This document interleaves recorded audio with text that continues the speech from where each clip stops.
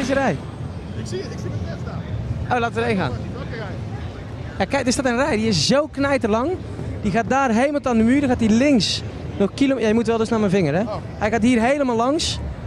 En bij die 9 links. En nog 30 kilometer door. Maar ik wil heel even snel kijken wat het voor is. Daarna gaan we naar Bethesda. Ik zweer het, nou breekt echt mijn klomp. Al deze mensen staan in de rij voor een hoedje met 2 oren erop. Dit kan niet, wat is dit? Ik word gek. 10.000 awesome games. Vergeet het. Are you in line for the ears? Yes, I am. How long have you guys been in line for? Alive? In line. Oh, they said how long have I been alive for? Yes. About But I don't care about that. In line. How long have you been in line? about a half hour. For ears. I don't understand. What's with the ears? Nope. What's so special? Yeah. No. Thanks, man. Dit is het ziekste gedeelte van de Amerikaanse populatie. Ik zat wel heel hard scheiden toen ik naast stond. Ik denk dat hij daarom een beetje zo van nee oprotte. Can I ask you something? Sure. This is the longest line at E3. I believe so, yes. And you're going to tell me now that it's because of this. This hat, yes. What's so special about the hat? Because they don't sell them anywhere. They don't have them in the parks or Disneyland or anything. And it's Oswald the rabbit. So it's just a, very special thing you can only get here. So, yeah. I'm hoping you're going to continue talking about it until I understand it. I don't understand it either. I don't know. What is it? To me, it's just a hat, but they all Are they going to sell for like $10 million on eBay? I know people have already started putting them on eBay, but I would think there's so many now, they're not even worth anything. I don't know. There's 1 billion people in line, so there's at least 1 billion hats going to be on eBay. Yeah, exactly, on eBay. But it's a collector's item, and that's why everyone... Yeah, it'll be a collector's item. Do you think the whole line is filled with freaks? No. Be honest. No. How would you describe this line in one word? The people in this line. They're passionate. They're very passionate. That's the wrong word. I don't know.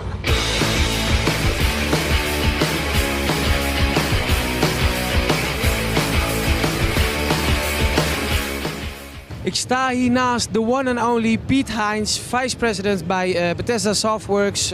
Dat is niet waar, hij is vice-president PR Communications bij Bethesda Softworks. En een hele grote meneer daar al jaren. Pete, it's great to be here. You have a lot of good stuff on show. I want to talk a little bit about Bethesda. It's not a company that just pumps out millions of titles a week. You guys focus on the big ones. Yes. Skyrim, Fallout, Oblivion. You've had so many successes in the last couple of years. How is that different working for a studio like this as opposed to like studios that bring out a new game every hour? Well, I mean, Bethesda's been in the industry for 25 years, and this is sort of how we were set up. We weren't set up to be a company that churns out 20 or 30 games a year. We want to focus in on a few titles and give them lots of attention, both from a development standpoint as well as from a PR marketing standpoint, and make them games that people stand up and take notice. And that's what we're doing again this year with Dishonored and Elder Scrolls Online and the other stuff we've got. Yeah, if you look at Skyrim, if you look at Fallout 3, you look at Oblivion, those were titles, you could say they were like core gamer titles. They had like fantasy aspects, sci-fi bits, that kind of stuff. It's really hard to imagine if you don't know the games or the franchises. These are big titles, but they're not like the regular like first-person shooters that do well with the big audience. And all of a sudden you have this game about dragons, about Vikings running around using magic. People would say, well, that's your niche game. You guys are selling it big. Biggest success, one of the biggest success of last year. How do you do that? Where do you begin? Well, first of all, I hope it's because we're good at our jobs. But our philosophy is the following, which is cool is cool. Yeah. We want to make games that are cool, the kind of games that we want to play, and we think if we make a really cool game, we will find enough people out there that just want to play something cool.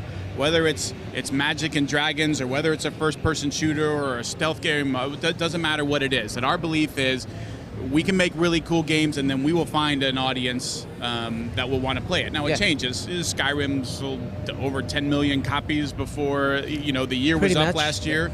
Not every game is going to sell that much, but we still feel like that we want to design games that are meant to be played, that are meant to be fun, that are meant to be cool, and then worry about finding the audience as opposed to let's make a game that a lot of people will like. How do we make this more mass market? How do we make a game that more people want to play? I think that's the wrong way to go about it. And that, that's our philosophy. Other folks have a different approach, but we think it works pretty well for us, and we're happy with where we're at. Because it's a pretty interesting discussion that we behind the scenes at Game Kings, we also been having this discussion. A lot of games, what you say, look at surveys, they look at what's gonna sell, then they make the game. You guys make the game and make it as cool as possible. Do you think is it one of the big dangers of this industry? If you want to keep growing, keep like prospering, like some publishers having a bad time right now, is that the biggest danger? Well, certainly with the way the technology is going, it takes more people and more resources to make a big video game now than it did 5 years ago or 10 years ago. The number of people we had on Morrowind was significantly smaller than we had on Oblivion or Fallout 3 or now Skyrim. It just takes more people. It takes more artists. It takes more programmers. That's certainly a risk. Games aren't cheap. I mean, you buy them, I buy them. They're not. I get them cheap. actually. No, you get them. I gotta buy them. But they're not cheap, and that it's a challenge to make sure that you are creating something that is good enough and big enough to be worthy of your hard-earned euros or dollars or whatever it is. So that is certainly a risk, and it's not going to go away. Already the buzz about next-generation consoles, that's not going to come for free. Where do you see the industry going? Because the risks are growing. Mm-hmm. Fewer titles are selling big. Mm-hmm. Does this end somewhere? I don't think it'll end. It's going to continue to change and evolve as it always has. We don't worry as much about where the industry is going. We feel like if we continue to do what we're really good at, that we're going to be fine. There's always going to be an audience on that. The platform they're going to play it on may be different. The way in which they access it, maybe they're downloading it, maybe they're buying a box in a store 5 years from now, 2 years from now, 10 years from now.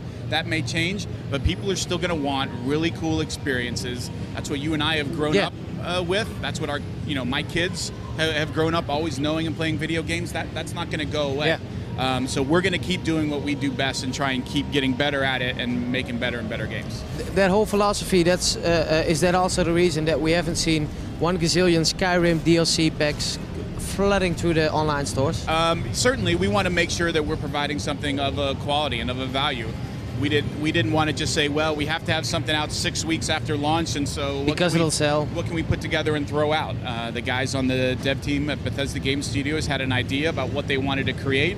We're showing it behind closed doors here for the first time. Folks seem to really like it. It's really big. It's very meaty, and honestly, there's been a number of folks who have looked at it and said, that doesn't even look like, that looks like a completely different game, which is great, right? We want you to have a very new experience that freshens it up, that you can add into your existing game or start all over again and play different. It's up to you. But I think when it comes out later this month, folks are going to be really happy. It is what DLC is meant for, of course, instead of ripping us off with crazy stuff.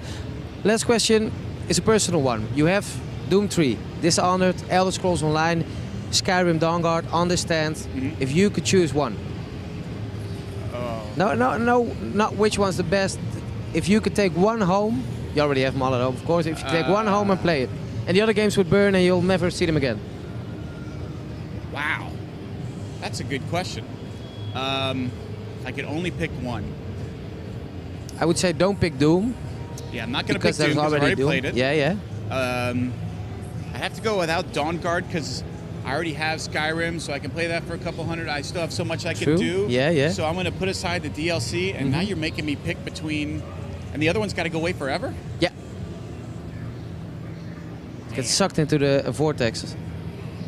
Well, how about if I give you two answers? One is, in the short term, I'd probably... I'll only take the first answer. I would go with Dishonored because it's closer to release. Yeah. It's further along and it's sussed out and it's very cool and different from anything else that I can play out there. So from that standpoint, I would go with Dishonored, but then I would kind of want to go Elder Scrolls Online because it's bigger and there's more of it, and you're rather than 20 hours, you're talking about 200 2 hours million. Playing online. It's a tough choice. You're gonna choose Elder Scrolls Online, right? It's a tie. You can't make me. It's my two children. You can't make me. He's gonna pick online because it's 1 bazillion hours of gameplay. Thank you very much. Thanks for coming by and seeing us. Great games, and we're looking forward to playing it ourselves.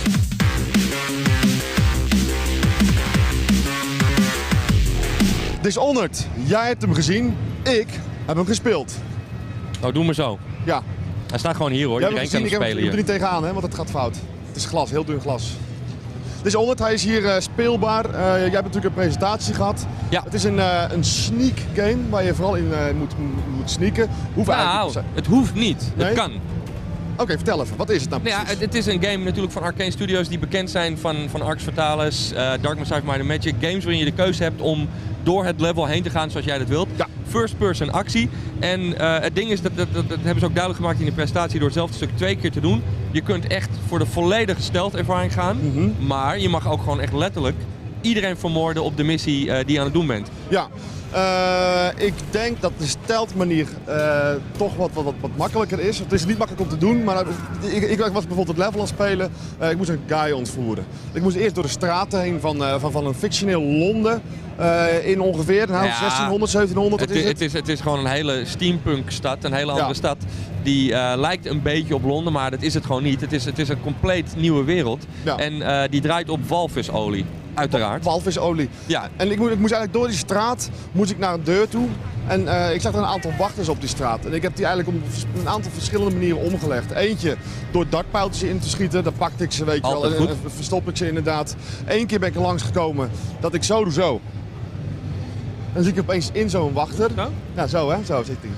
Dan zit ik in zo'n wachter, waardoor je die wachter kan besturen. Maar je kan er bijvoorbeeld ook een rattenplaag op afsturen. En zo heb je gewoon een aantal manieren waardoor je er langs kan komen. En je kan deze game spelen zonder iemand dood te maken. Maar je kan hem ook... Nou, niet permanent iemand dood te maken. Ik krijg een nieuwe plakplaatje. Daar hou ik niet van. Jammer. Nee? Nou goed, je kan die game... ik denk dat je best wel een eind kan komen zonder iemand dood te maken. Alleen vaak Ja, maar je bent een assassin, dus heel vaak is het eind van de missie het doel om iemand dood te maken. Ja. En dat kan je ongezien doen of gewoon full guns blazing bij wijze van. Ja, maar het gaat er eigenlijk om van hoe kom jij naar jouw victim toe. Want mijn victim moest ik dan eigenlijk ontvoeren.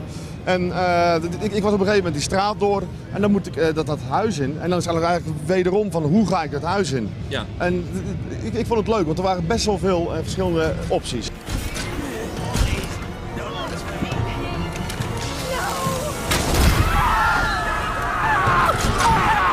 Ik moet heel eerlijk zijn, ik heb hem net gespeeld op de Xbox. Ja, oké. Wij merken sowieso op deze We gaan de beurs- grafische kant op, hè? Nu. Ja, ik wil wel even precies. zeggen. Ik vond de gameplay er goed uitzien. Ja, nee, absoluut. Het voelt ook heel lekker aan. Maar we lopen nu toch een beetje tegen het einde van de consoles aan. Dat merken we heel goed op de beurs. Er zijn er heel veel games worden Wij hier... vinden van wel, de consolefabrikanten vinden van niet. Nee, maar grafisch ook. Want Ja. gameplay maakt het geen reet uit natuurlijk. Nou, maar dat is ook niet helemaal... laten we daar nog even niet over discussiëren. Een ander verhaal, ik wil inderdaad. eigenlijk richting van hoe het eruit ziet. Ja. We hebben hier heel veel games, zien we nou echt op de PC. En nou heb ik net een aantal PC-presentaties gehad en dan ga ik weer over naar de Xbox. Dat is even slikken. Ja, dat had ik een beetje. En, Ja, maar en dat is ook zo. gelukkig is deze game er heel vergevend in. Omdat ze een soort van eigen... Het is een mooi stijltje. Ja, een andere stijl dan... Ze zeggen zelf, niet het realistisch. moet er allemaal uitzien alsof je door een schilderij aan het lopen bent. Killing me won't solve anything.